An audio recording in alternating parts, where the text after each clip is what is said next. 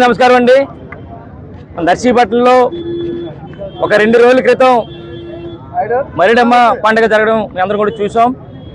అయితే ఆ పండుగలో మరి డప్పులు కొడుతున్న ఒక పెద్ద ఆయన్ని స్పీకర్ అయ్యన్న పాత్రుడు పుట్టిన సాయంత్రం కూడా అందరూ కూడా చూసాం. అంటే ఎంత దారుణం అంటే ఒక వయసులో ఉన్న పెద్ద ఆయన్ని డప్పు కొడుతుండగా ఆయన కొట్టడం చాలా దుర్మార్గం అని చెప్పి సందర్భంగా తెలియపడుతున్నాను.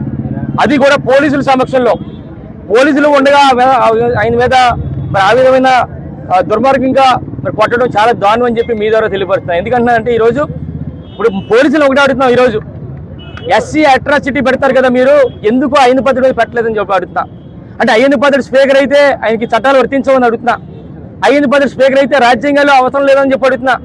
ఎవరైనా చేసుకుంటే కేసు పెట్టాలి కదా, ఎందుకు మీరు ఎస్సీ అట్రాసిటీ కేసు ఎందుకు నమోదు చేయలేదు అయ్యన్న పాత్రుడు అని చెప్పి ఈ సందర్భంగా అడుగుతున్నా. ఇంకోటి చూస్తే ఈరోజు ఎవరైతే పెద్ద ఆయన కొట్టాడో ఆ పెద్ద ఆయన చేత బలవంతంగా ఒక వీడియో రిలీజ్ చేశారు. పాపం ఆ వీడియోలో ఆయన ఏమంటారంటే అయ్యన్న పాత్రుడు కాలు తొక్కేశాను, కాలు తొక్కితే కొట్టేశాడని చెప్పి అంటారు పాపం ఆయన. దాంతోపాటు ఇదేదో బుర్ర తొలుతుందని చెప్పి ఆయన చేత చెప్పించే కార్యక్రమం చేశారు.